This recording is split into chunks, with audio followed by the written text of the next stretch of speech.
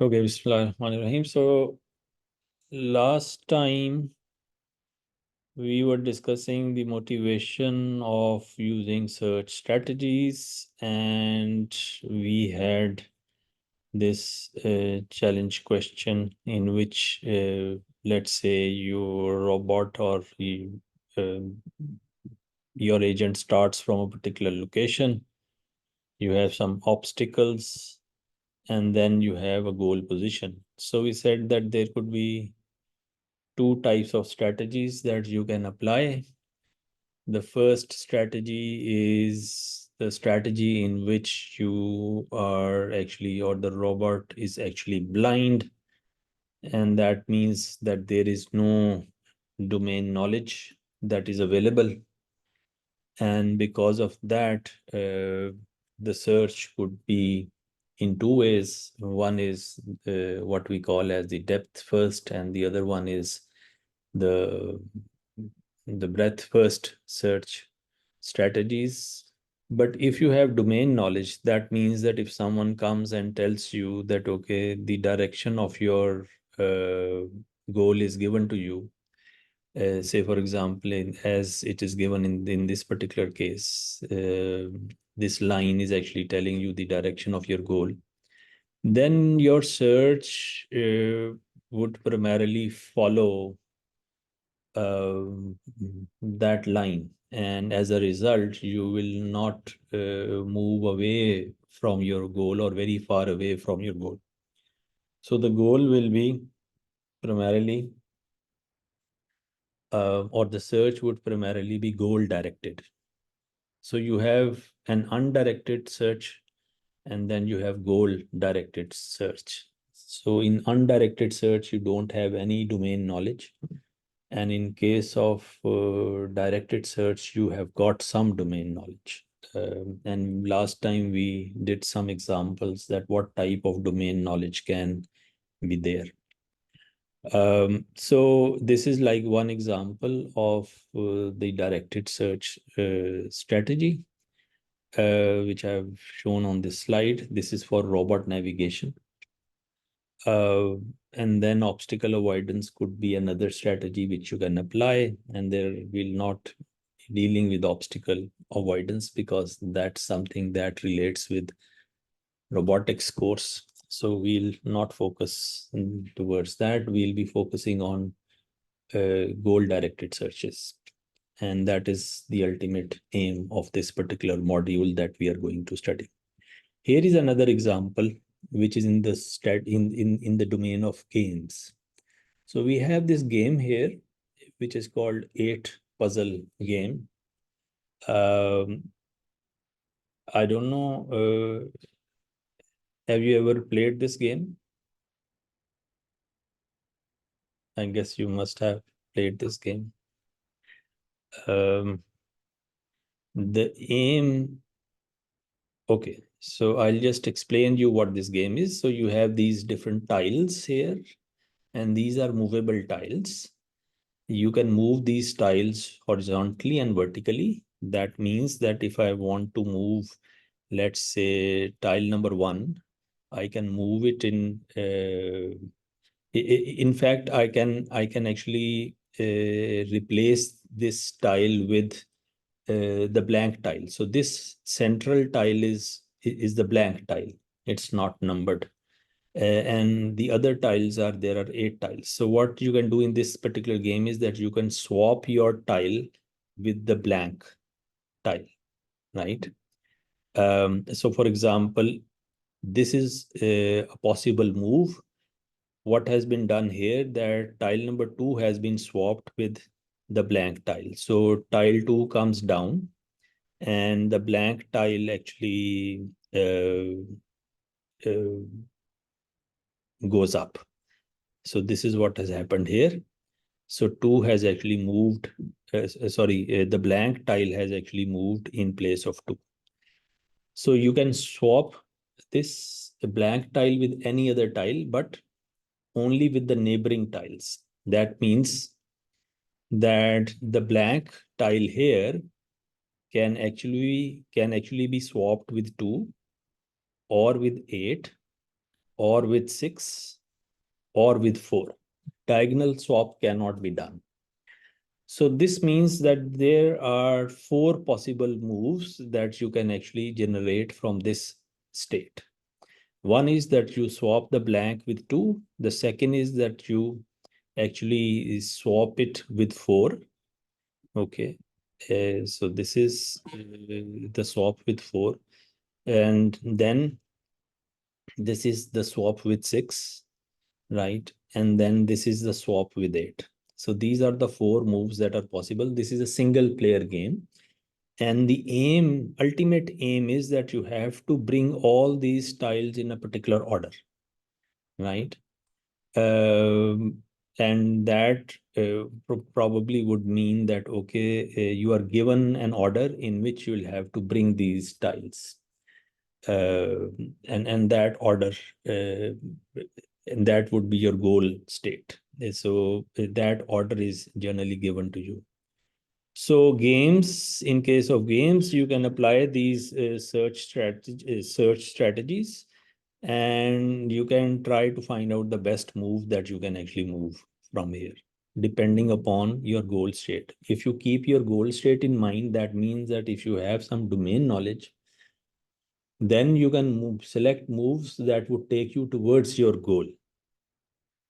If it is not domain or goal oriented, then that would mean that you can actually select any move out of these 4 possible moves that are given here.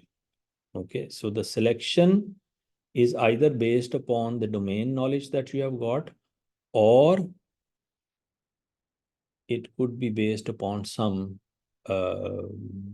sort of a blind strategy. So you can randomly choose any move, or you can apply, let's say, depth first in this particular case, or breadth first in this particular case. Okay. So if you apply depth first search, then this is how you will actually do from here. Let's say you select this move. And then if you select this move, then there are 2 possible moves that can actually be done. And that can actually be done here. You can swap this blank tile with 1, or you can swap it with 3. If you swap it with 1, this is the state you end up. If you swap it with 3, then this is the state that you end up. And then finally, you can have, let's say, from here, you can actually move to this state. So if you follow this path, let's say this particular path, that is the depth wise strategy. Okay. So you can apply a depth first search in this particular case in order to solve this particular problem, or this particular game. So you can apply search strategies in this particular scenario. So this is just one example of applying search strategies. You can apply breadth first search also. You can apply depth first search also in order to select a particular move. Okay. So games is another scenario in which searches can actually be applied. Now then, another type of game is given here. This is an adversarial game. This is tic-tac-toe game. It's a 2-player game. Again, let's say you start with a blank board in this. Player 1 puts a cross somewhere. So this is, let's say, player 1 can put a cross here, can put a cross in the center, can put a cross on the middle right lane. And then the second player actually moves, and the second player could put a dot either at this place or at this place or at this place, and all other places are there at which you can actually. So this is not a complete tree representation. This is just a part of the tree that has been represented in this particular scenario. So this is adversarial. Why we call it adversarial? Because it's a 2-player game. There are 2 players that are competing with each other, and you, if you have, I guess you must have played this game. The winning state is primarily when you have either all the crosses in one line, okay, diagonally or horizontally or vertically. So if a player if gets this sort of a alignment, then that player actually wins. So the aim here is that you want to stop the other player from winning. So again, you can apply, I mean, if you are planning this game or planning to develop this game for a computer to play, you will actually have to apply some search strategy in this particular case also. And in adversarial game, the search strategies, I mean, there are some advanced search strategies that you can also apply. I hope this is clear. Is there any question so far?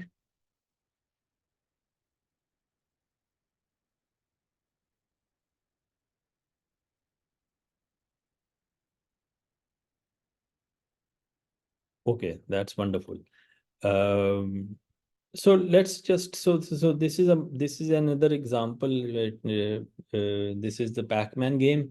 Again, we know that this is a multi-agent game. You have some say Pac-Man is an agent, and then you have got these ghosts who are actually the agents, and these ghosts are primarily to eat the Pac-Man, and Pac-Man has to avoid these ghosts and eat up all these dots. If this Pac-Man hits into any of this ghost, then this Pac-Man actually dies. So this is a multi-agent game in which there are more than two players involved. And again, you can develop a computer program which can play, and behind this game, again, there are search strategies. For example, if Pac-Man is if Pac-Man is a programmed agent, then the moves that Pac-Man will make, they will be selected through some search strategy. Similarly, if the ghosts are here and they are also being played by a computer program behind them, then again their move selection would depend upon some sort of search algorithm. And again, it's an example of adversarial games. Okay, and now there are other games that you can actually play. For example, this is another type of problem. It's not a game. Maybe you can call it a game also. This is called constraint satisfaction problem, and we call it a coloring problem, by the way, map coloring problem. So suppose you have got these three colors, and these three colors are which we have got. One is, let's say, red, the other one is blue, the other one is yellow. And you need to label, or you need to color these nodes in a way that no two nodes have same color. So if you start from A, if A gets a color red, right, then B and C, E and D, none of these should get red. Okay, so B should not get red color because this is an immediate neighbor of A. C should also not get red. So if it is an immediate neighbor, then the same color should not be assigned. Okay, so this is again a problem that you can actually try to solve. And again, what you have done here is that you have actually added some constraints in this particular case. And you have to solve this problem satisfying those constraints. So the constraint is that neighboring nodes should not be assigned the same color. That's actually uh, the problem, and that's actually the constraint. So if you use this constraint, or if you solve this problem using this constraint, you can solve it using search problems, but then you have to put some constraints on top of it, and this is what you call as constraint satisfaction problem. Again, constraint satisfaction problems are again search problems, but now they are constrained. Okay. So let's just see this as an example. So let's just see, okay, so what can happen in this particular scenario is that, okay, this could be the solution. So you actually have a blue color assigned to A, and if you assign blue to A, then none of the others should get blue. And then you can assign, let's say, B a color, let's say red. Then if that's the case, so this gets blue, this gets red, then any node that is directly connected with B should not get a red color. So the nodes that are directly connected with B are A and E. So E should not get red and also blue. Therefore, the only option left is yellow. So E gets a yellow color. Okay. And similarly, now you can assign C a color.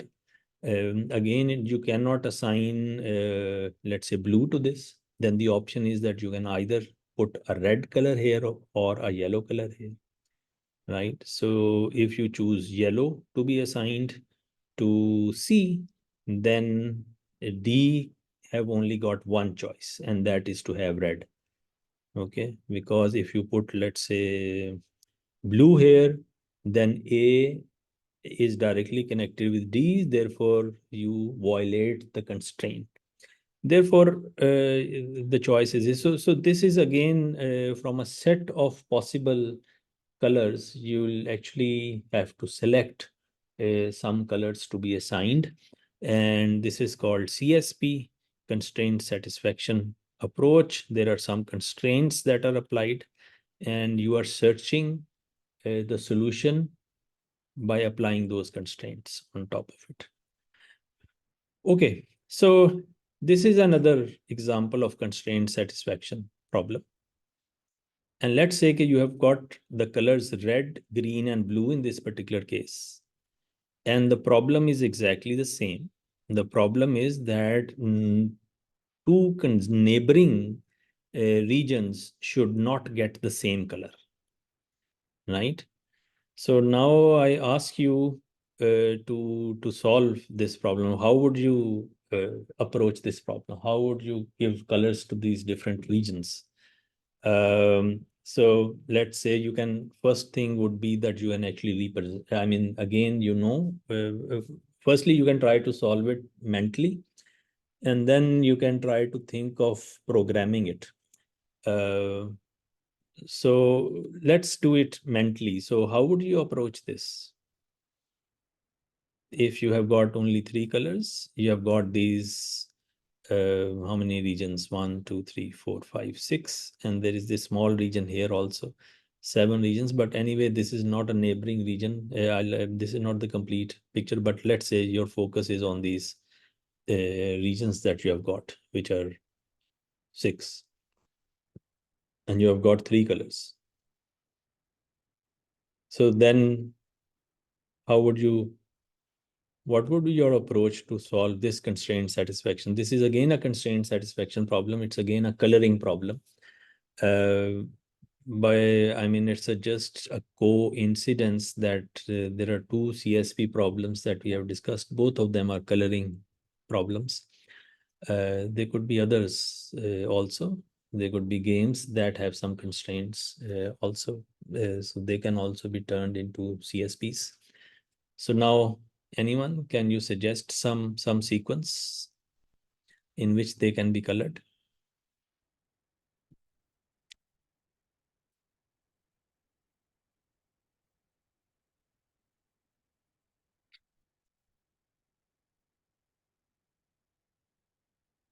Yeah, go ahead.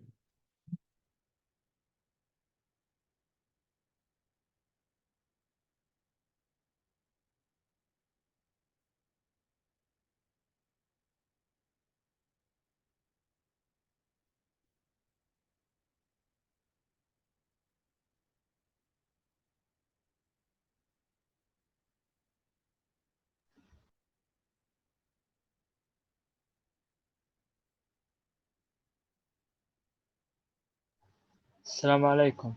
Yeah, walaikum assalam. I think we can start from the top of right Mm-hmm. by labeling red, Okay. and in the left blue, Okay. Down the blue green. Okay, this one. Down okay. Okay, green. And in the left right, in Mhm. the left red, Okay, so you put a red here again. below the red blue, Okay. and below the blue red. Okay, red here again. Okay. So you can like this in one way satisfies the problem. So the questions that you need to address in this particular scenario is, thank you, Jihad, that from where to start, from which color to start, and then can we represent this as a search problem or not? The answer is that yes, you can actually represent it as search problem, and then you can solve it as a search problem if you want. One such example could be that, okay, you can actually represent it in the form of this tree. And this is, let's say the possibilities are that you start from the leftmost region. The leftmost region could get it could get red, or it could get yellow or green in this particular case, or blue in this particular case. So if this gets red, then the neighboring gets the blue here, and so on. And so you can keep on expanding this as a tree. And once you have this type of a representation, you can solve it using a search strategy. So CSP problems can actually be solved. So this is relatively a simpler problem, which can actually be solved using the constrained satisfaction. So this is another application of the search strategy that we have actually learned. Okay. So again, before you actually do this sort of a representation, you can always represent it, this problem, as a graph. Okay, so if you represent this region here as S, right? If you represent this region here as S, and you label this as W, and then you label this as N, and you give all the labels to these nodes, these different regions, then you can represent the whole problem as a graph. Okay, and then it becomes a graph coloring problem. Okay, so you can apply the same thing that we did earlier. You can consider them to be nodes. They are connected together, and you can put a constraint that no two consecutive nodes can get the same color. Now the question here would be that from where you start. Would you start from W, or from Q, or from N? And there are algorithms here that provides you the solution with that. And I mean, of course, if we get time, we'll talk about constraint satisfaction problems a little bit more. But one key point in this particular scenario is that you start from a node that is connected to the maximum other nodes. So for example, S is connected to if 5 other nodes, okay, and N is connected to only 3. Q is connected to 3 direct connections. W is connected to 2. So the node that is connected the most is S. Okay, so you can start your coloring from S. Okay, and that's just one sort of possibility. There are multiple algorithms that are there to solve this particular type of a problem. Okay, now let's just move on to, so what would be the solution strategy if you have represented it? So these were different examples. In each of these examples, you have seen that we have represented them in the form of a graph. So what would be the strategy? The strategy would be that, okay, state is the place where you are right now. You need to write down a successor function that generates all the children of your state. Okay, so that successor function has to be defined. That means that if your present node is you are somewhere at your node, then all the children of that node should be generated by this successor function. Then we have the goal test or the evaluation function, which tests whether you have reached your goal or not. If you have reached your goal, then you stop your search, you don't search further. And then you find out whether you have reached your goal optimally or not. That means that is the cost associated with the path that you have found, is that lowest or not? Okay, so these are the different strategies or different steps that you actually have to follow, a solution strategy or the algorithm. So you keep on changing your states, you keep on generating new nodes, you test those nodes, and then you also calculate the path and a path cost. And based upon the cost that you get, you direct your search strategy in the right direction. Okay, so the implementation part simply divides into three portions. One is the representation of the problem, which you already know. Then you choose the algorithm and you choose the environment. You can choose Python or C++. And finally, you implement the algorithm there, whatever search strategy you want to implement. So again, this is a very simple example that we are dealing with. You want to reach Z, which your goal node. These are the rooms in which you can actually move. Representation can be done in the form of a graph. And you can see that, okay, this is a representation that we have got. Now you can see that from A, you can go to D, and then you can go back to A. Okay, so from A, you can go to B, and from B, you can go back to A. So from A, you can go to B, and from B, you can go back to A. And if you go back to A, you are in a loop. Okay, if you go back to D, you have actually a loop here. If you go back to B here, if you can, so this could also be a loop. You go from A to B to E, okay, and then from E, you can actually go back to B. And this is primarily this path, right? So you have actually come in a loop. So similarly, you can have a loop here, you can have a loop here, you can have a loop here. So the problem here would be that if you get stuck in a loop, then how to avoid that? That would actually be an important question. So what do you think? If you have loops in your representation, so in other words, you have got a graph rather than a distinct tree, then how can you avoid these loops? Okay, so that would primarily be an interesting problem to solve. So what do you think? That how can you avoid these loops? So this is the search tree that we have got, but then you have got a loop here. Okay, so you can keep on traversing on this particular path many times, as many times as possible. So you get stuck in a loop. How can you avoid that loop? So these are the different paths. So how can you prevent the loops from happening?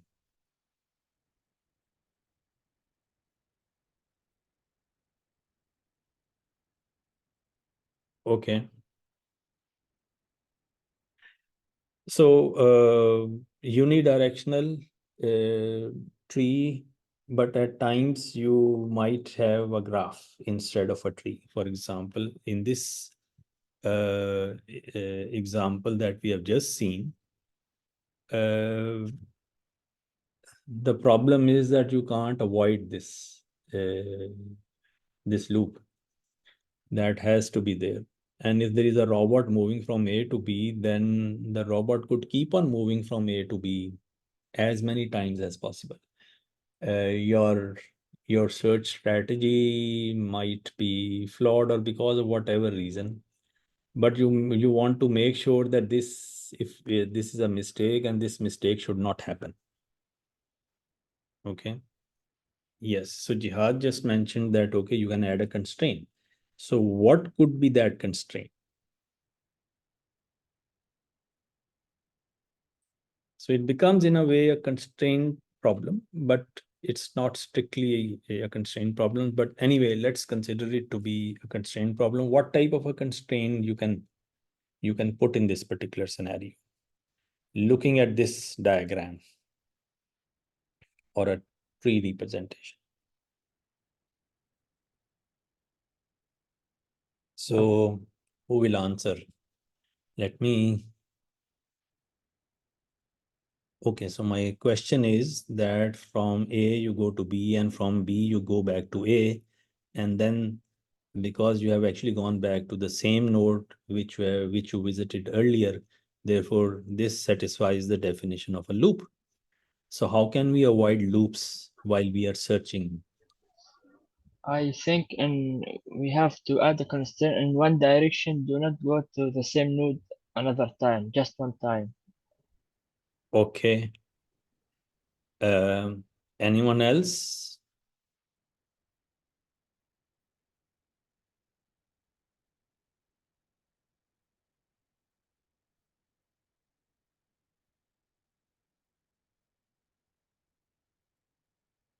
Okay, so you are right, Jihad. We can actually put a constraint here, and that constraint is that if you have visited one node before, then if you come back to the same node, then you don't expand that node further.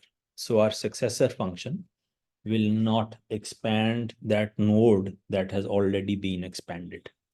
Okay, so for example, if you start from A and you expanded A and you got B and you got D, and from B you got back to A, and now if you expand A, you will again get B and you will get D. That's actually the same nodes that you got here.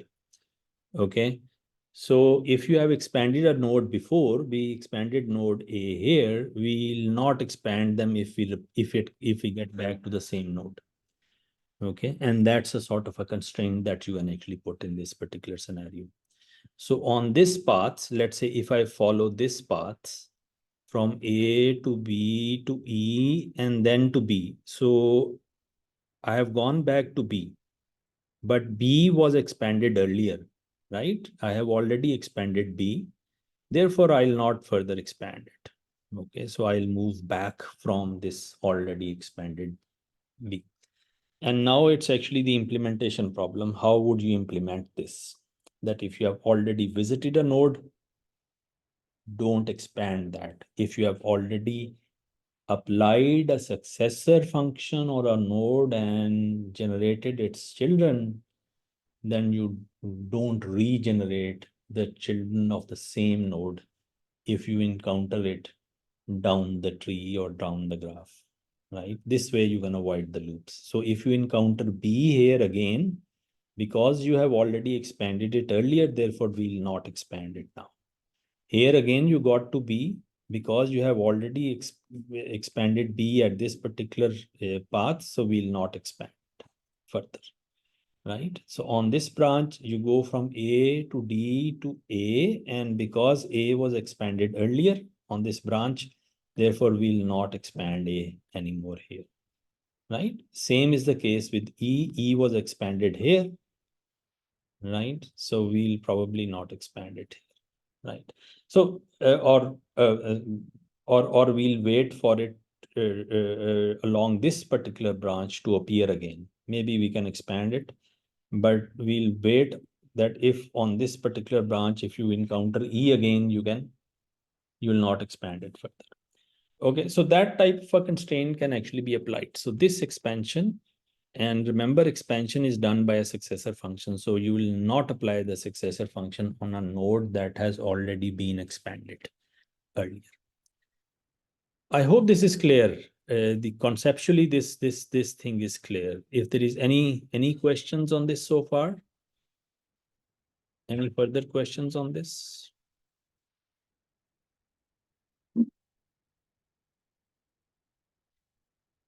Do let me know, please.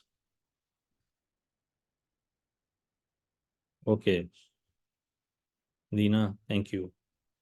Ala, thank you very much. So the thing is that if you want to represent this, you can always maintain two lists. One list is what you call as the open list, and the other one would be the closed list. So open list would contain all those nodes that are yet to be expanded. Closed list would contain all those nodes that have already been expanded. So if A was expanded earlier, was part of the open list, and now if and once you have expanded it, you make it part of your closed list. And because it has become part of your closed list, therefore, if you encounter A in future, you will not expand, right? So any node that becomes part of your closed list will not be expanded anymore. Okay. So this is how you can actually think of implementing this particular. So you can have two lists, separate list. One would be the open list, the nodes that are expanded for the very first time. You evaluate them. Then after evaluation, you put them in the closed list. And if you encounter, if they come again in your open list, then you don't like evaluate them or expand them further. Okay, so this is how you can actually avoid loops in this particular scenario. Okay, so this actually completes our uh, discussion on the intro part. Let me just uh, now share the second screen, uh, which is primarily, yeah, a detailed discussion of what these search strategies would look like. Okay, so we'll start with this, the first one, which is breadth first search. I've already given you the overview of that. If you, let's say, start from A, you go level by level. This is also called level uh, level order traversal or breadth first search. So you go from level to level. Okay. So you start from, let's say, this node. You evaluate it. If it is your goal node, you stop. If it is not, then you expand this, apply the successor function, and these nodes, two nodes will be generated, right? And then you evaluate 12 if the left node is given preference. And once you evaluate 12 and then expand it, and if you expand it, then the children of 12 will be added to your list. And then you expand 13 and the children of 13 will be added if it is not your goal node. And this way it would actually continue. So you move level by level. Okay. So you move from this level to the next level and then to the next level, right? Okay. So just a minute, please.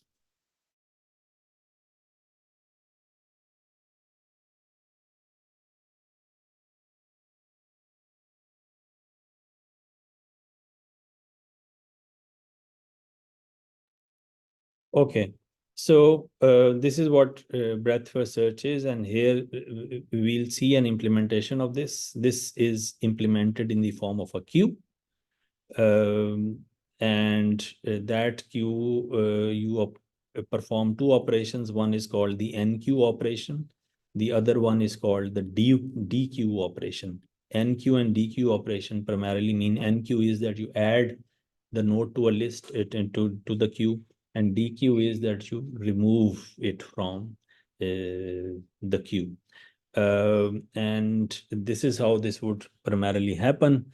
So if this is the queue that you have got, your DQ takes place on the head of that particular queue here. So this is the head, and the insertion of a number is actually done on the tail side. So this is the insertion side, Okay, and you dequeue the node. So when you dequeue the node, that is once you have performed the evaluation test. So the NQ operation and the DQ operation, and DQ operation is primarily done when you have already evaluated it. So if let's say you have got this tree, you start with A, you actually NQ A, add it to your queue, evaluate it. It is not your goal node. Let's say if G is, for example, this is your goal node, then you evaluate A, and because A is not your goal node, you put it out or dequeue it from your list. As soon as you dequeue it, you add the children of A to that list in whatever order you prefer. For example, if the left node is preferred, then B comes at the head and C is followed. So B and C are added. And then again, you dequeue the B node. If you dequeue the B node, then your queue gets an addition of D and E. So D and E are added to your queue, and C becomes the head. So you evaluate C and dequeue it. If it is your goal node, stop. Otherwise, you will continue. And the children of C will be added. The children of C would be added in the order of F and G. So now you have got D, E, F, and G in your queue. And that actually all the nodes have been enqueued. And now you just dequeue them from your queue. So D is actually dequeued after test, then E, then F, and finally you have got G here. And as soon as you dequeue this is your goal node. So your search actually stops and your list becomes empty in this particular scenario. And this is how the BFS implementation is actually done. So now what would be the applications of breadth first search? And now I'll throw this question to you guys. You tell me what type of applications can be built upon BFS other than the games. Okay, so you can have games here, but what else can be done using breadth first search? So that's a question to you, to all of you. Anyone can try to answer this.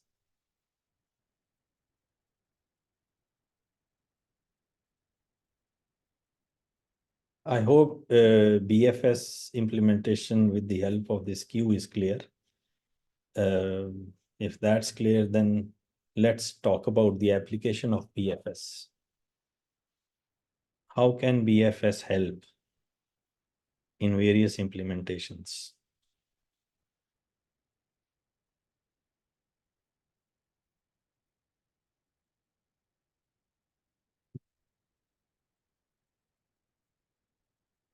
Yes. Anyone want to try?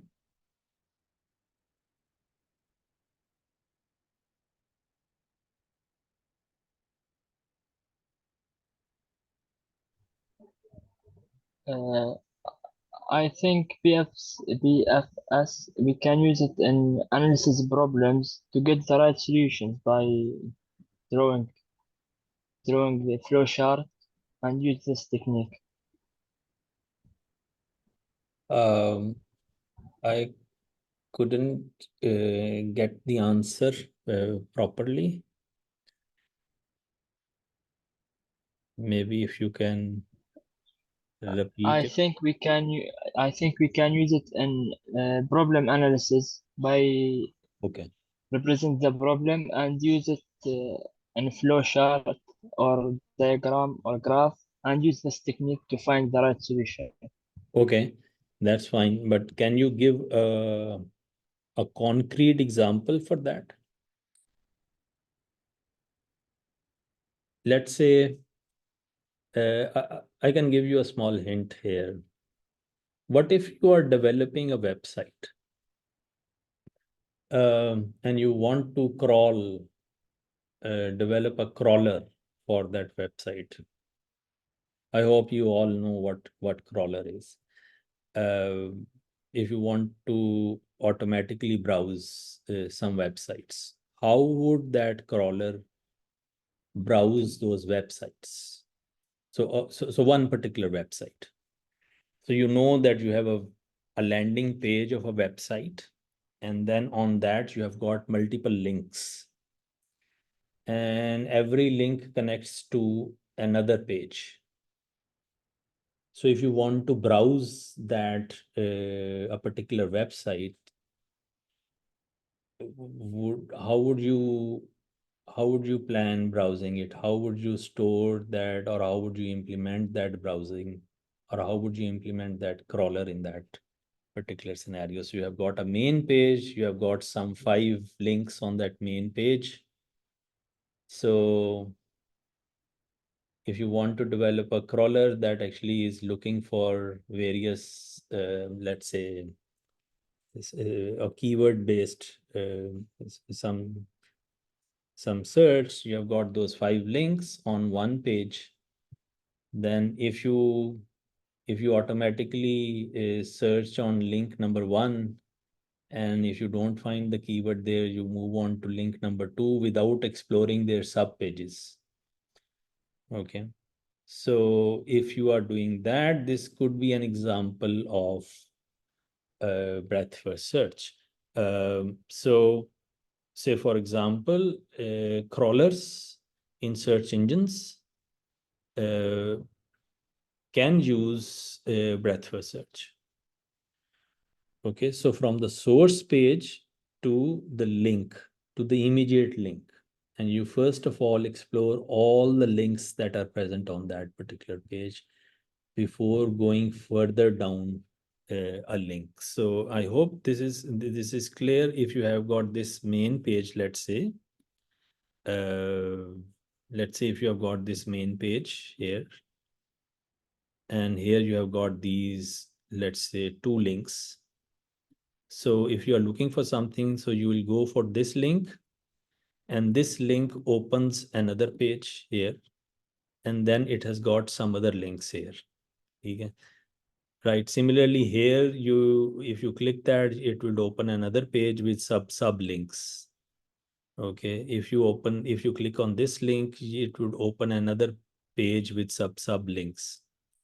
Okay. So you can develop a crawler, a search engine crawler that could go to all the immediate pages that are connected through the source page without going into the sub pages. So without further going into the sub pages, you can first of all look for the immediate neighbors. So you look at this page, you look at this page, then you look at this page, and then you go to the next level, the second link. Okay. Okay, so that's one example. The other example could be the navigation. So if you, for example, are looking for some addresses, so if you are, let's say, somewhere here, say for example, this is a map, and you are somewhere here, and you are looking for some address which is in the neighborhood of this. So you will explore all the nodes that are in the neighborhood of this particular node. Okay, before moving depth wise. I mean, rather than moving in this particular fashion, if you are looking for an address in this neighborhood, then you will explore all of them first before moving on to the next level. Okay, so GPS navigation, if you want to explore the neighboring locations through GPS, breadth first search can be applied. And if you put the restriction of the neighboring nodes or locations, then you can apply depth first if you want. I hope this is clear. Game trees can also be used, or game trees can also be developed for BFS. I hope these examples are clear.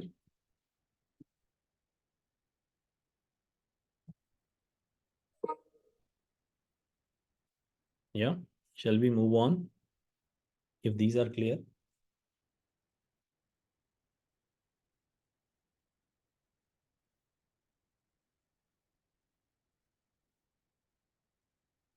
Okay. Wonderful. Thank you. I hope it is clear to the others also, Dina, Doha, Farah.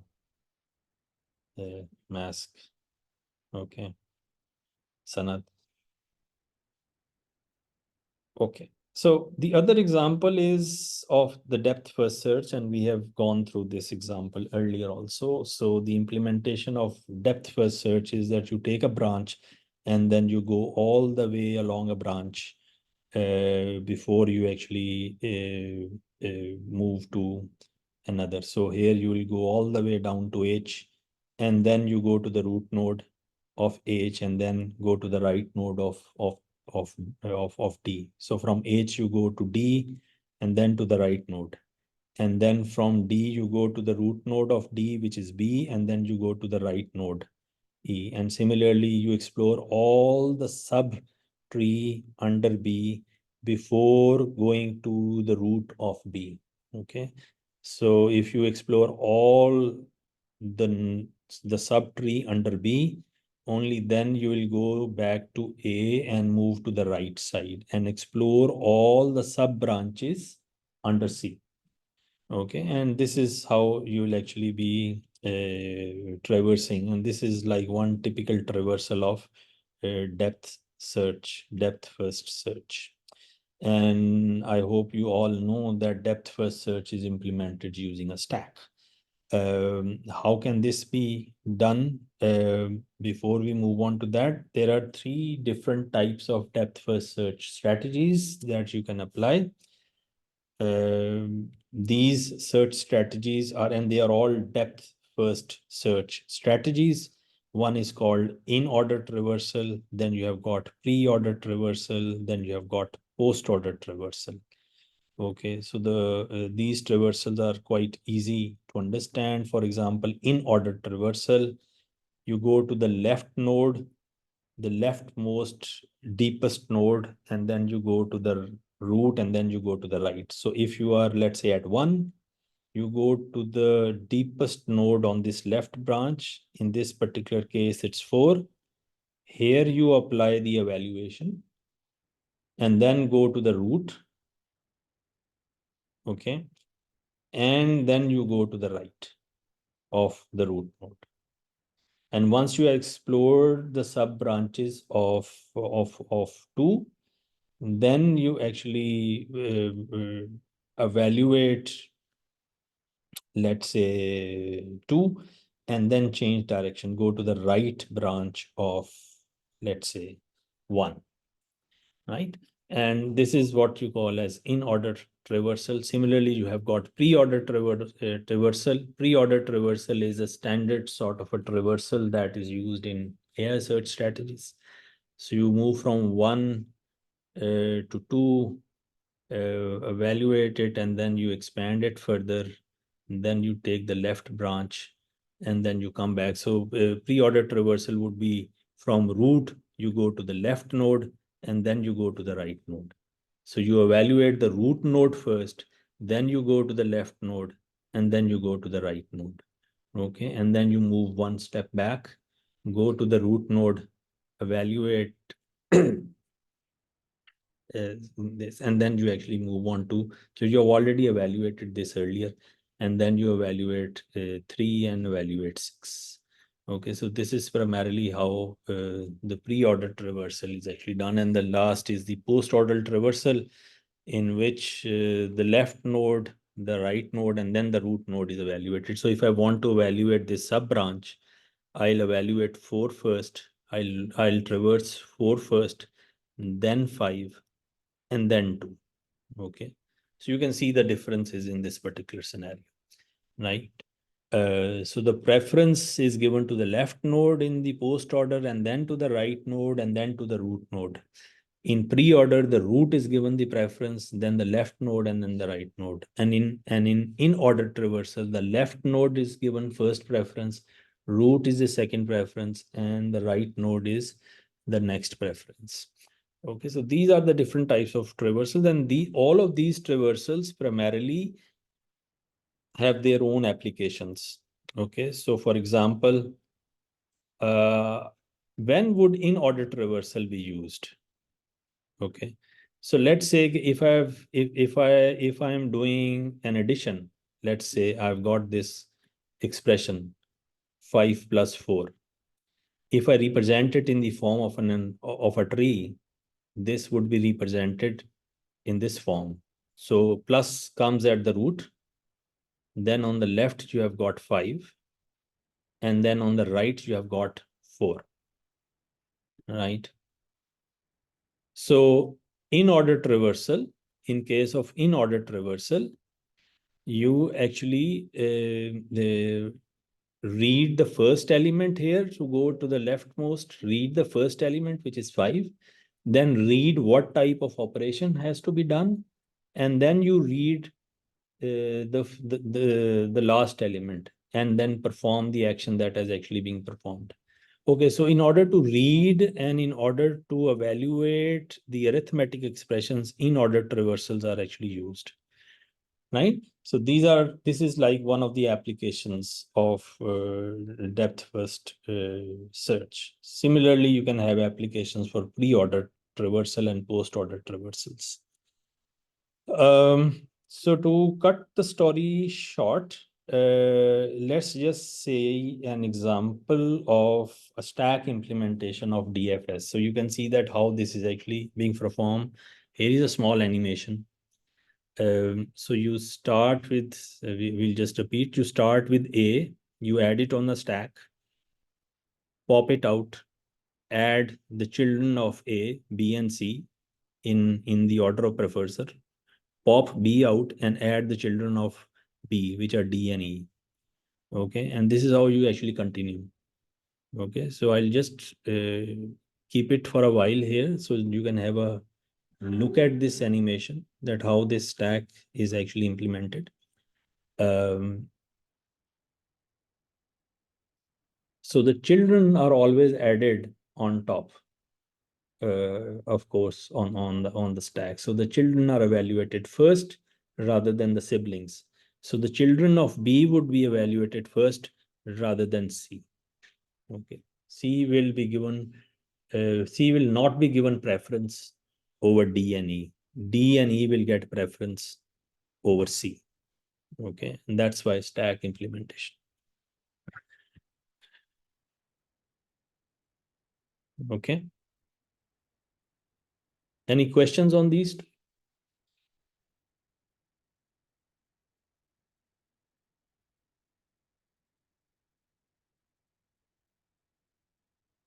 Okay. Thank you, Dina. Thank you, Ahmed.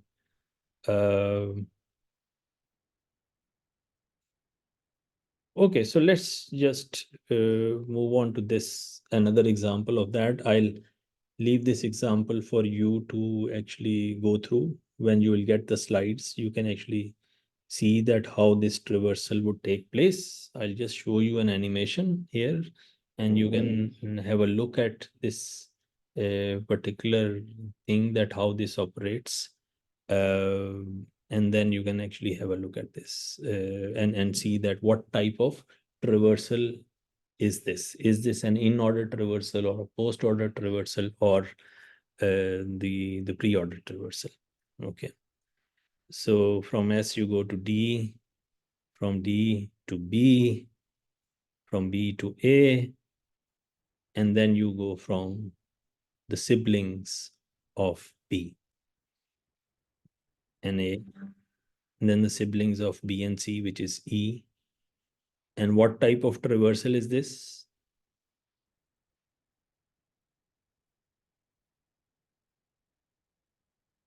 Anyone? And remember, if G is your goal, as soon as you reach G and you pop it out of your stack, your search is over. Okay. So you can actually simulate this and see that how this traversal is actually done. And you can look at this and see that what type of traversal is being done in this particular scenario. Okay. I'll just show it again. So you start from S, which is your start node. The children are represented by these circles here of S, right? And then you go to the children of D, but the siblings of D are not given preference. So they'll be on the bottom end of the stack. B, C, and E will be on the top. And similarly, you can keep on adding the children on top, right? And this way, this search will end as soon as you reach your goal state. Your search will end in this particular scenario. So the traversal, primarily DFS and BFS. BFS is level order, and DFS is in order, pre-order, and post-order. Any of these three can actually be given, and you can see that on the right of the slide, you can find out the order in which the traversal takes place. I hope this is clear. Any questions about this?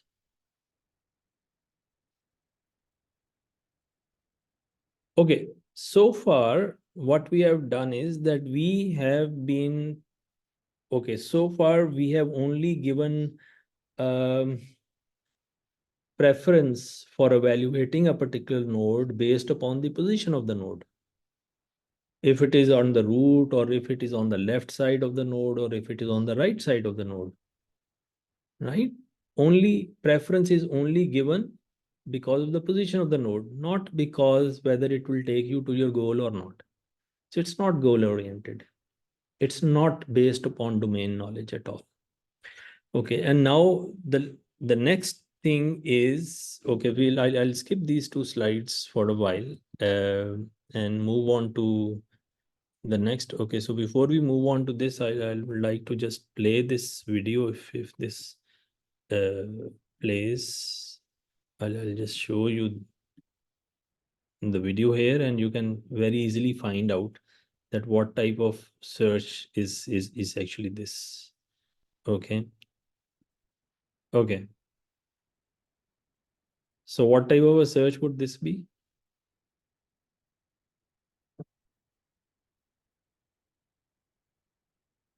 Okay, let me just play this again. Have a look at this again.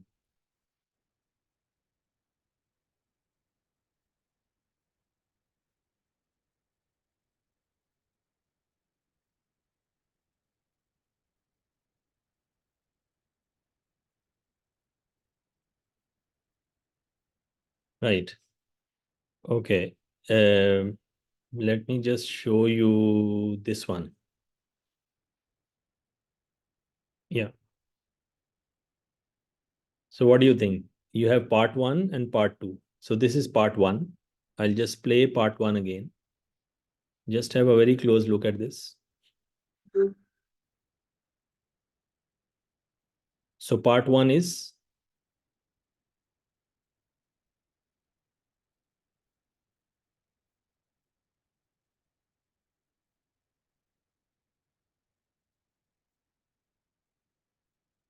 yeah, anyone? Okay, Nina and Jahad, you have actually said that part one is DFS, depth first search. Okay. Is this the case? Anyone? Yeah, part one. I'll just play it again.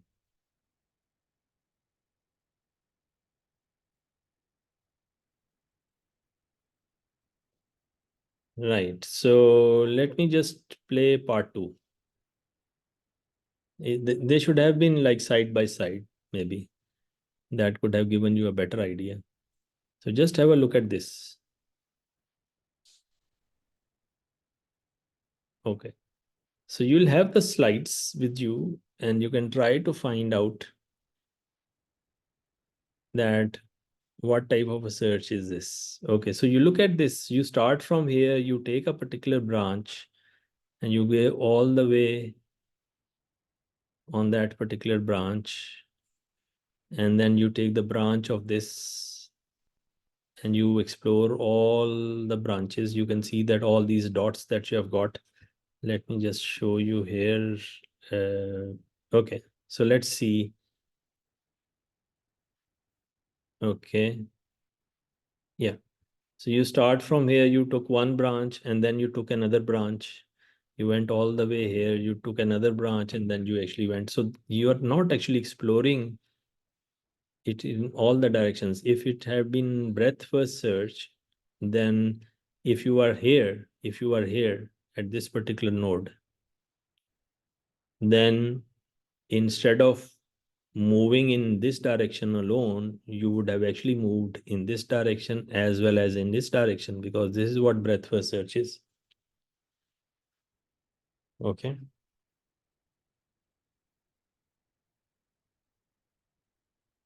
Right. So you can keep this thing in mind and then try to see that, okay, what type of a search strategy would that be? What would this be? Part one. Yeah. So you see here, while you are at this particular node, you expanded this link also, this link also, and then this link also. So you looked at in all directions, right? So this is primarily breadth first.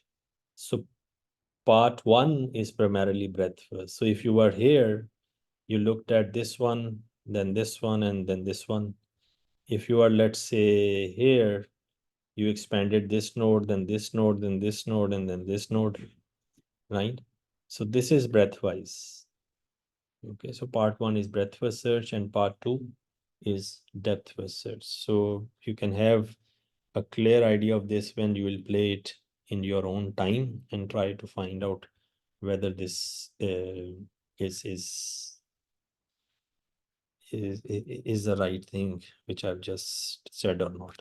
I hope this will clarify certain things. Okay, so here is an example of another search strategy. Um,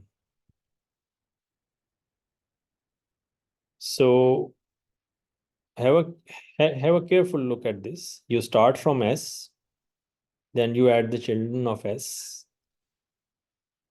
and when you see a cross here, that means that you have actually put it in the closed list in this particular scenario. So these will be added. These nodes will be added, right? Um, I'll be back in a minute. Okay, I'll be back in a minute.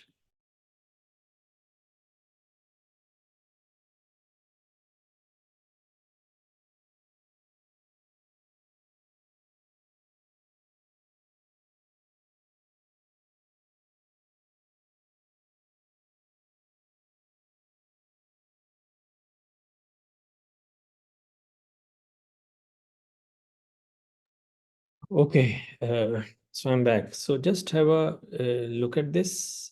So S to D, S to E, and S to P has been added to your data structure. And then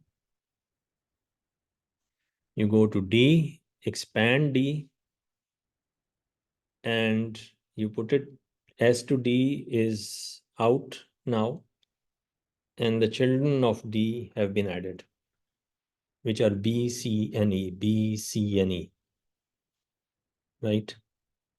So now, can anyone tell me that why we are putting all these paths here? I mean, rather than putting the nodes, we are actually putting all these sub paths in this particular scenario. Why is that?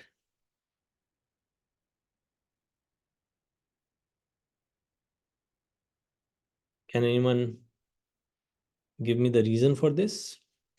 That, okay, I could have simply written B, C, and E, but now I have written S to D to B, S to D to C, S to D to E. Why?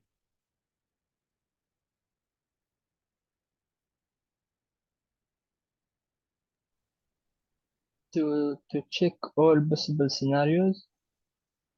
Mm-hmm.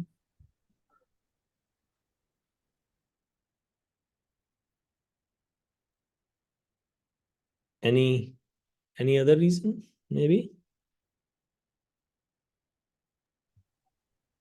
I think that's depend on the technique of search method, Mm-hmm.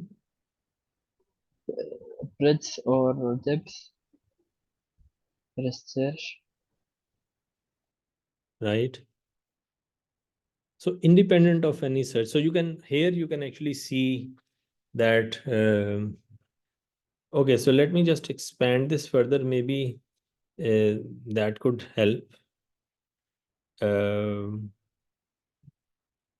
So you can see that this path is now out uh, this list and is made part of the closed list.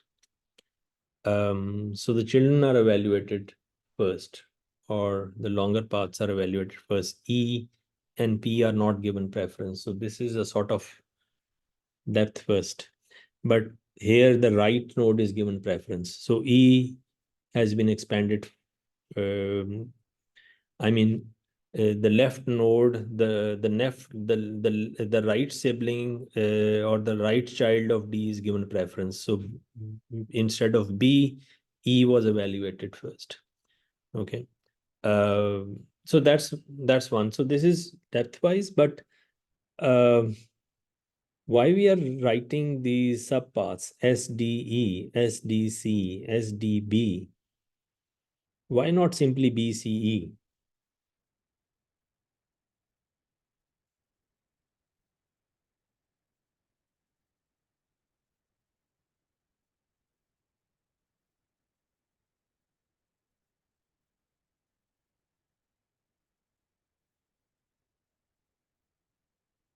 Okay, so I can actually give you the clue to this. And that clue is that, okay, let's just look at node uh, C, let's say, for example. Okay. So you can go to C from S via D, but then you also have an alternate paths. From S, you can go to E. From E, you can go to R. From R, you can go to F. And from F, you can go to C. So there are two paths that are taking you to C. In order to keep track that through what paths did you reach C, we are writing these subpaths here. So this subpath is telling me that we have gone to C via D, just to keep track of that. Otherwise, if I simply write down C, you will not be able to find out by simply looking at this number C, you'll not be able to find out whether you reached this C. How did you reach C? Okay, so just to make sure that you have reached C via D, we are writing these particular subpaths. And that would help us in identifying the paths at the end of our search when you will reach G, right? So if I keep on adding to this, the way it actually expands, these are the paths that have been added. Then we add F, and finally we add G. Remember, when we add G, we now know that what path was actually followed to reach G, right? And that's why this path is actually written here. Okay, and that's actually the best representation that you can actually have in this particular scenario. Okay, so you'll have the slides with you. You can go through these slides in your time and then try to understand that what's happening in this particular scenario, and that would primarily help. Okay, now the next part is primarily related to cost sensitive search. Cost sensitive search is that now, instead of searching the nodes or giving preference to nodes based upon their position, we will now give preference to the nodes based upon cost factors and cost of reaching that node. Okay, so what does that mean? It means that, let's say, if I am at S, if I am at the start node, here I have the option of going to D, I have the option of going to E, I have the option of going to P. But the cost of going to D is 3. The cost of going from start to E is 9. And the cost of going from start to P is 1. So now, if it is cost sensitive, and if it is if we are going to find the least cost path, then out of these three different nodes, D, E, and P, we'll be preferring which one? D, E, or P? The one that is having the lowest cost, okay, which is P. So we'll expand P first because that gives me the lowest cost. Initially, we were not considering the cost at all. Now we have incorporated into our equation the cost factor also. So if we have a choice of expanding D, E, and P, our choice will be expand P or expand to P. Why? Because that gives you the lowest cost. So once you are at P, then what is the choice? The choice here is that you can go to Q. That's the only choice that you have got. There is no other choice, right? And the cost is 50. So what will be the cost of reaching Q? So what will be the cost of reaching Q from start? So from S, you go to P, and from P, you go to Q. So what is the total cost of reaching Q? That would be 16. So 1 is the cost from S to P, and 15 is the cost from P to Q. The total cost is 1 plus 15, which is 16. So this path gives me a cost of 16, right? But then Q is the dead end, and there is no branch of Q further. So now we'll backtrack and change our direction.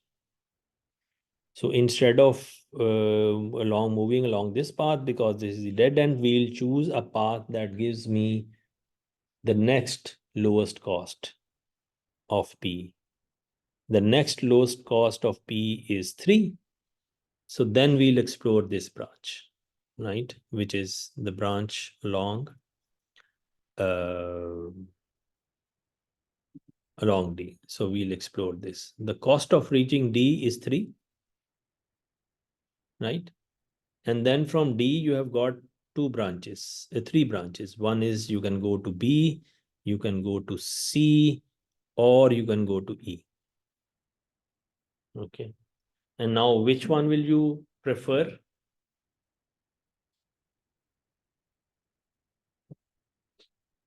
Will you evaluate, or will you go to P, B, or to C, or to E via D?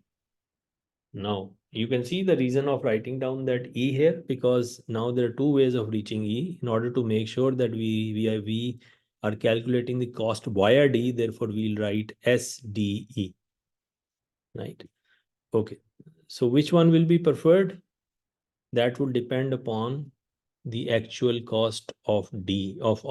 So what is the actual cost of B? The cost of B is 3 plus 1. 3 plus 1, which is 4. And that's the cost of S, D, and B. The cost of S, D, and C is 8 plus 3, which is 12, right? Sorry, 11. Sorry, 11. Okay, and the cost of reaching E via D is 3 plus 2, which is 5. So the preference will be given to B. So we'll expand B. So this is what cost sensitive is. So now the preference will be given to those nodes that give you the total traversal cost, low traversal cost, right? Any questions about this?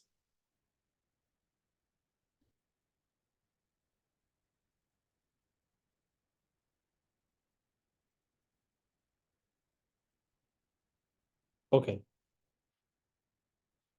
great. So far what we have done is that we have discussed three different types of strategies. One is depth, then you have breadth, and then you have got cost sensitive. The cost sensitive approach is also known as uniform cost search. So this is uniform cost search. So uniform cost search primarily prefers a node that has got a lower path cost. Okay. And remember, when you are calculating the path cost, you will always calculate the path cost with respect to the start node. Okay, so what would be the path cost of A? The path cost of A via D will be that this would be this cost plus this cost plus this cost. So this is 3 plus 1 plus 2, which is 7. Okay, so that's the path cost of A. The path cost of C via A is this plus this plus this plus, sorry, this is not connected. I'm sorry, I'll have to remove this. This is not connected with the, in this direction you can't move from A to C. Okay, because this is unidirectional. Okay, so I hope this is clear. So now, after a small break, we'll see the implementation of these 3 strategies. And we'll also be giving you a small assignment. Today, I'll be releasing a small assignment on these search strategies that we have just discussed. This would be, say, a homework type assignment. And the next will be a small programming assignment that we'll actually be giving you. Okay. So I hope, Wakar, are you ready for? Yes, sir. I am Okay. ready. So we can have a quick break, and then we can see that how the Python implementation of these 3 search strategies, queue, stack, and priority queue. So this cost sensitive search strategy is implemented with the help of the priority queue. Okay, so you implement a queue, but priority is given to a node that has got a lower path cost. Okay, so that would come at the head of the queue. Okay, internally. Right. So over to you, Wakar. I'll stop sharing this, and then in the next couple of minutes you can try to explain the implementation of this particular. Yeah, go ahead.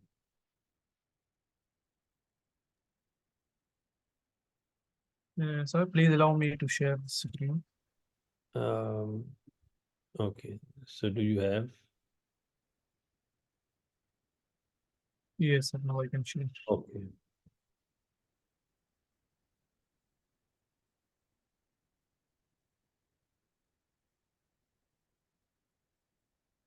Is my screen visible? Yes, Sukar. Okay. Assalamu alaikum.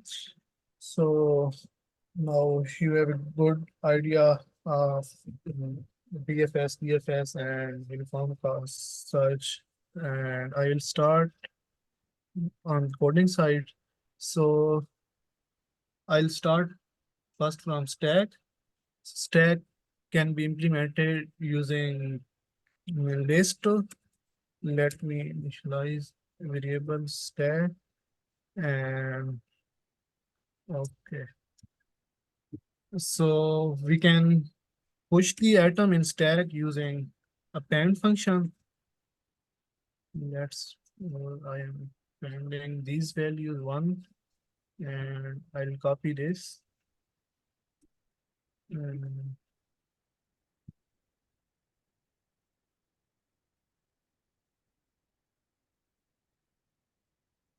okay, now in stack we'll have 3 atoms, 1, 2, and 3. Let me just print stack. We'll see 1, 2, 3. So now the next operation is pop. So pop operation in Python can be implemented using dot pop function. So let me just call the pop function. Okay.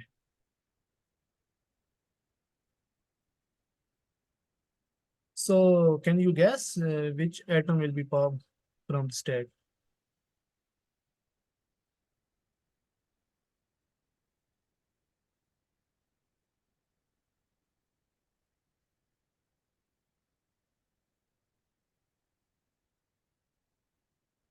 Okay, the atom that we pushed last will be popped first.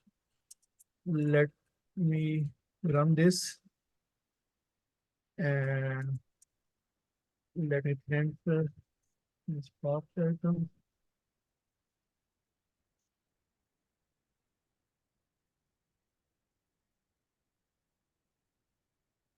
So you can see 3 will be popped first.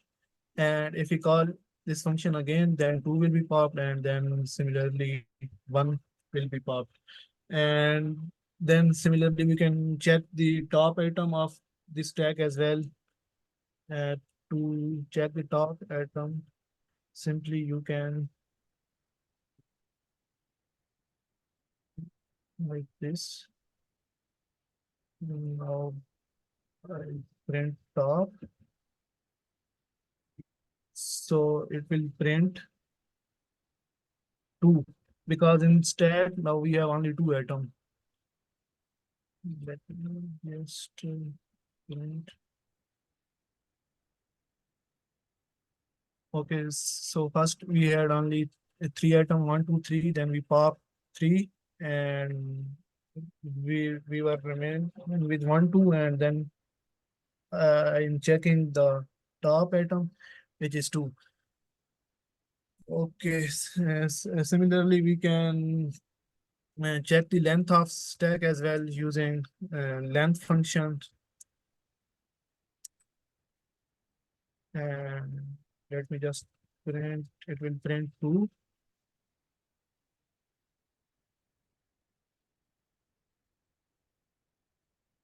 Okay, perfect. So I think these functions are enough to implement DFS. So now I'll just move towards the uh, uh, implementation of the queue. Queue can be implemented using 2 ways. The one way to implement queue is using the list, and the other one is to use the library called double-ended queue. So I'll just implement first using the list, and then I'll give you the idea how can you implement using the double-ended queue library. Okay.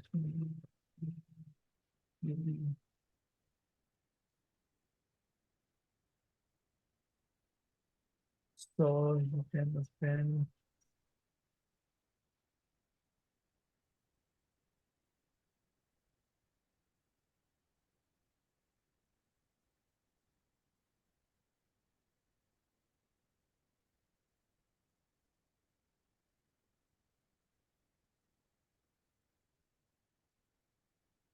So 1, 2, 3 will be included in the uh, queue, and then we have DQ operation, which can be implemented using pop.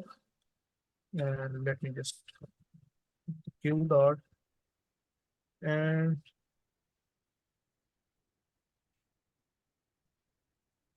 now can you guess which item will be DQ from the queue?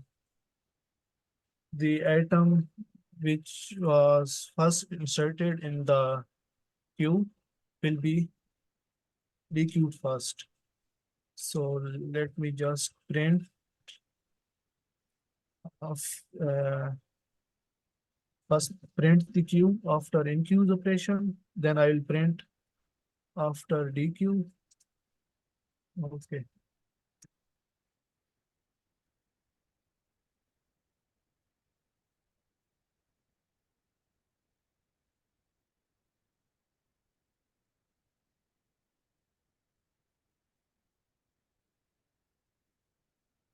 Okay, perfect.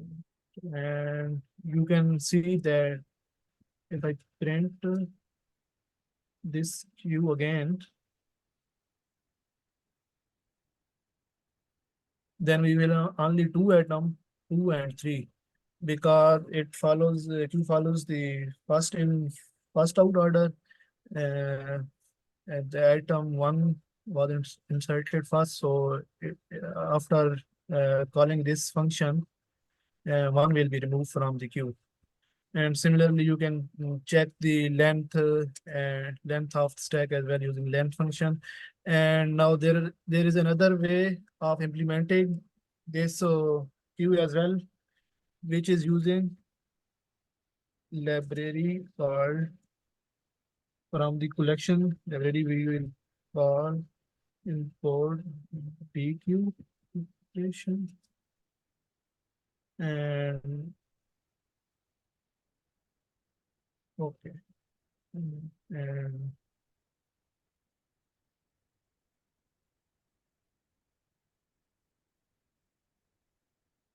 let me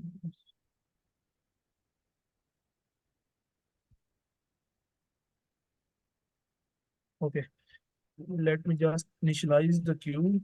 We can initialize queue using this function dq, and then similarly we can append the item in this queue. Okay, so 1 2 3 will be inserted into queue. Then next is the pop operation. In this we can use, there is a function called pop left. We can use that function to dequeue the atom from the queue. Okay. And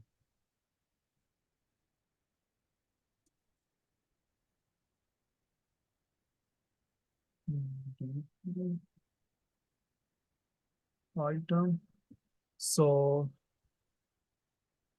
there is function called queue dot pop left.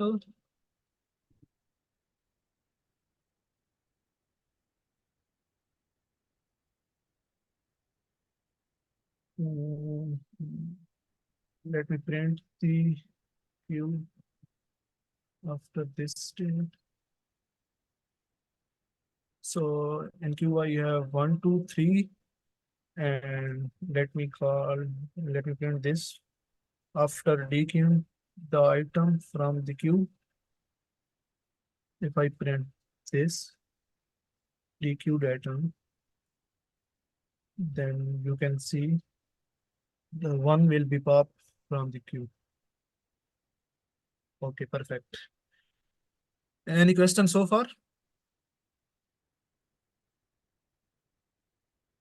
Please feel free to ask if you have any question.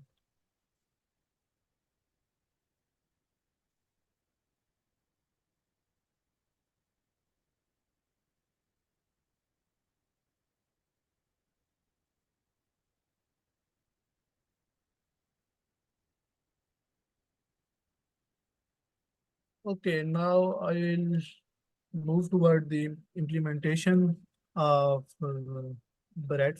BFS, breadth first search. So BFS can be implemented using queue. Let me just write code.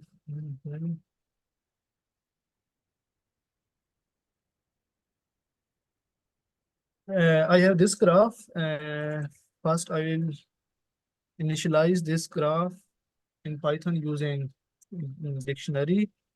There are another way as well to initialize graph, but I'll just use dictionary. to initialize graph. Let's suppose I have a vertex A, and the vertex A is connected to two more vertices called C and B.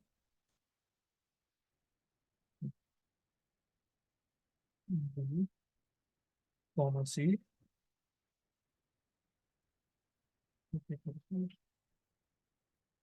Then I have vertex B, and which is directly connected to three more vertices A and D and E. Then I have vertex C, which is connected to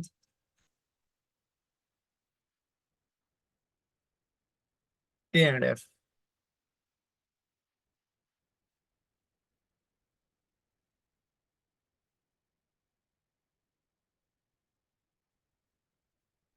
Then I have vertex D, which is connected to basically only one vertex called B.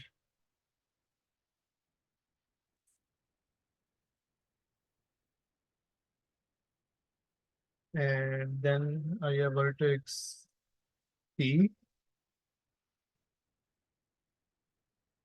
which is connected to two more vertices called B and F.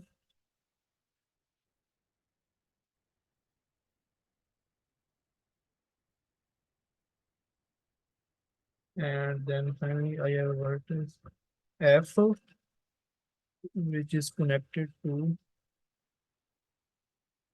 two more vertices called E and C.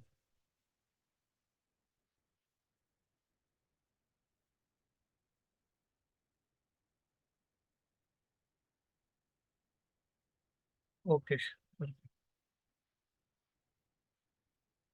Now I'll uh, import the library uh, DQ, because we already know that BFS uses stack and sorry, queue, and queue is implemented from the collections library is called DQ. Okay. From collection, I'll import. Okay.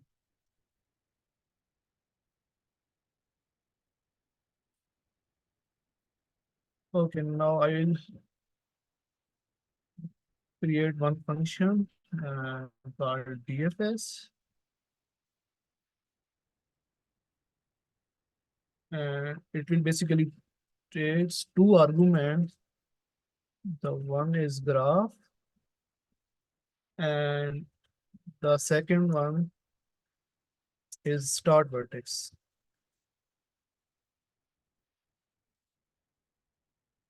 Okay, now in DFS we will keep track of two things. One is the visited vertex, and the second, in case of BFS, we will keep track of queue, and in case of DFS, we'll keep track of the stack.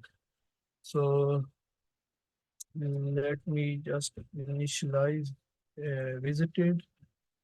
So it will be basically set because it will have unique item.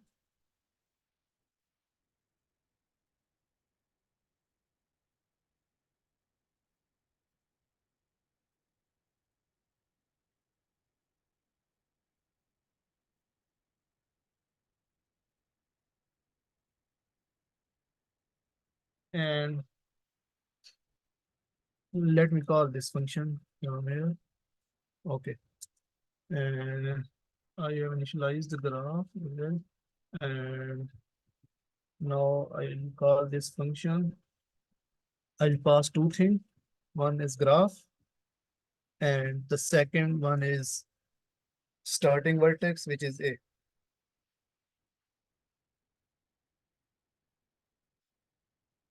So first, the starting vertex will be incubed into the queue using DQ function, and we call it start.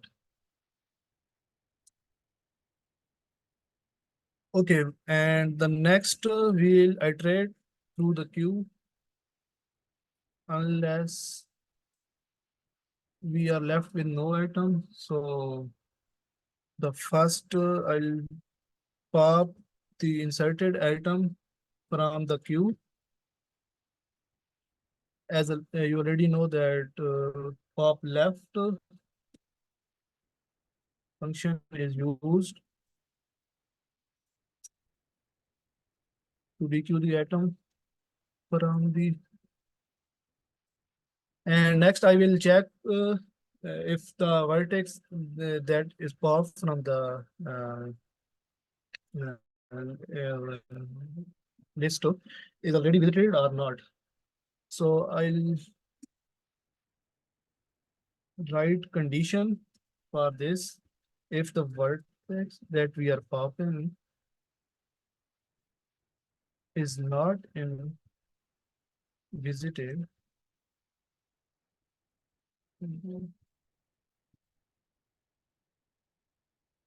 if it's not in visited, then I will print this vertex.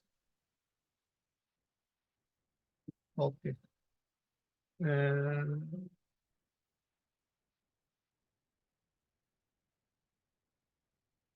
and I will add this vertex to the visited set as well.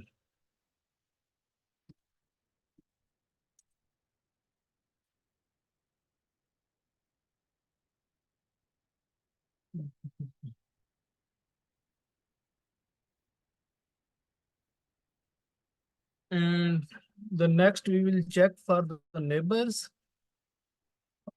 of this vertex. So let me just write code for that.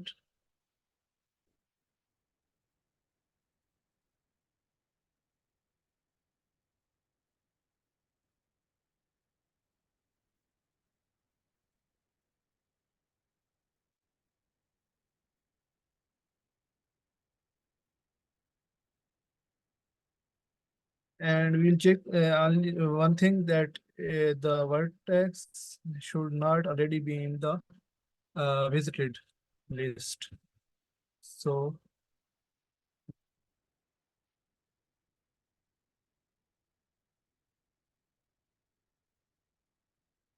not in visited.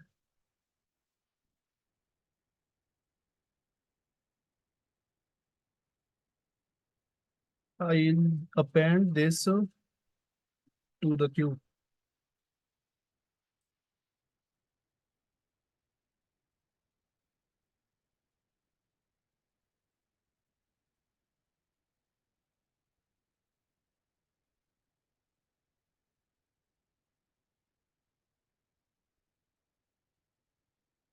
Okay. Do you have any questions so far?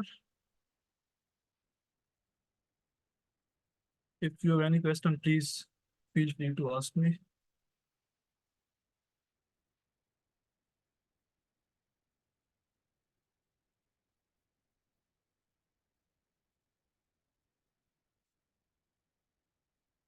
Okay, perfect. Let me just run this code.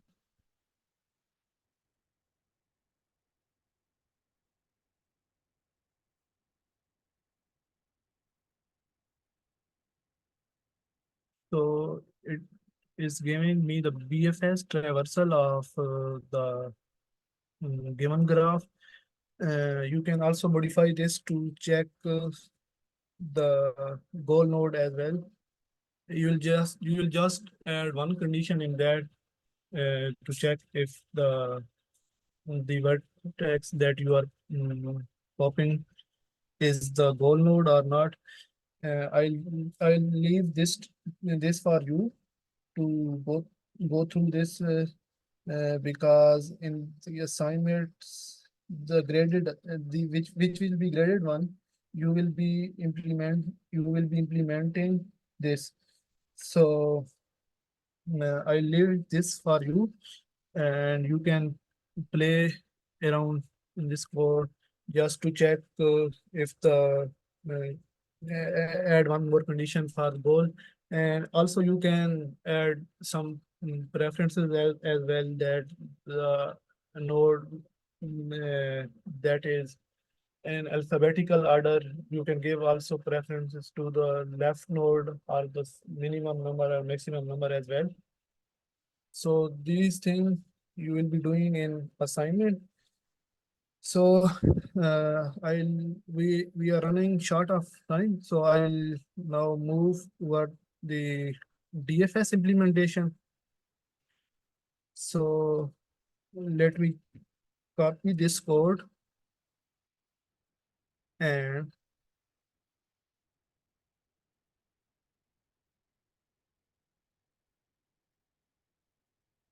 in DFS we have only one thing different, that is DFS uses stack. So now I don't have need of this one, and I'll call this one. As you already know that DFS can be implemented using Listo. So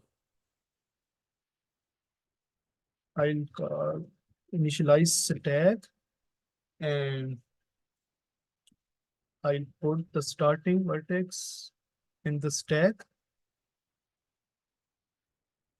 And now, as you know that to pop the element from the stack,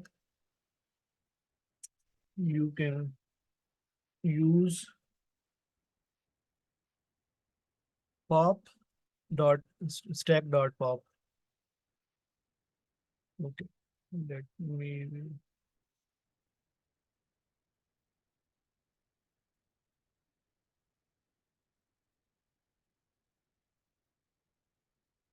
and I'll this rename this to stack. Okay.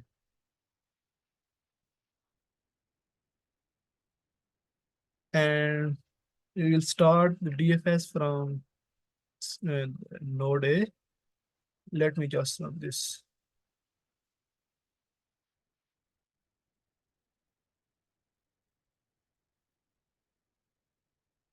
Okay, now for the given graph, this one, we have BFS traversal as and the DFS as well. You can run this code by your own and also verify the output as well. Uh, as we have only 5 minutes, so I'll give the basic idea about the priority queue, which you will be using in the uniform cost search. So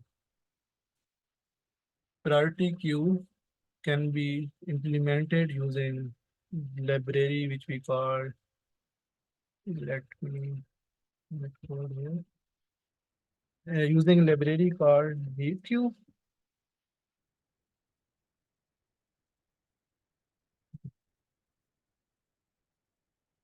I will initialize priority queue.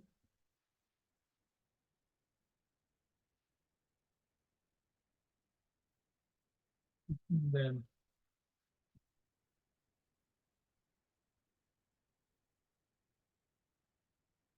the heap queue. From heap queue, I will call function heap push, which is used to push the elements in priority queue. Okay, here I'll give two argument.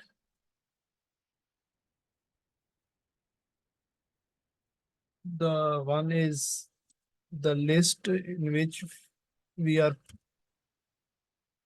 pushing the items, and the second argument is a tuple, and we give the priority, and then we can give a name to this. Let's suppose this is task one, uh, and let me copy this, and I'll push more item to queue. Now task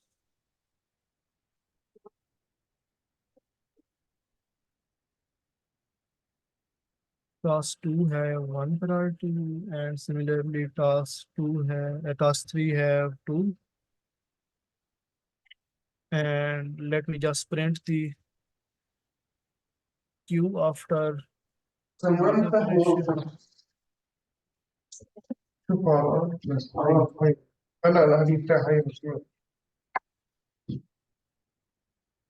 Do you have any question? Okay. So I'll now pop the item from the priority queue, and heap pop function is used to pop the element from the queue. Okay, can you guess which item will be popped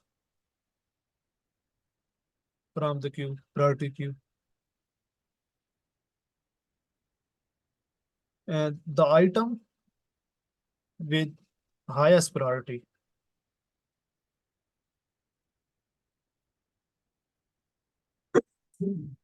And the item with highest priority is task 2, I think. Yeah, task 2. So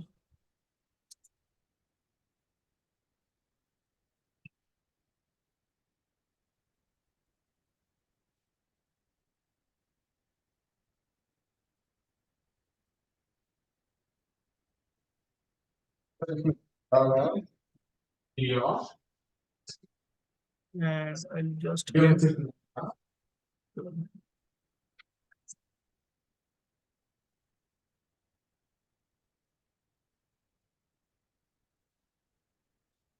So as you can see that the item with highest priority has been popped from the priority queue, which is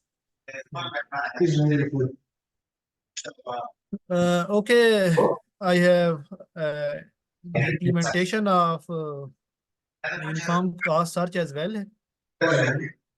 I'll share the notebook with you. You can also check. The one major difference is that in uniform cost search, we will have weighted graph, and the other is that instead of going to the all vertices, we will go to the edge with the minimum weight. So I have implementation here of the uniform cost search. You can check this one, and later on you will be using this implementation in the search assignment as well. So please, if you have any question so far, feel free to ask me.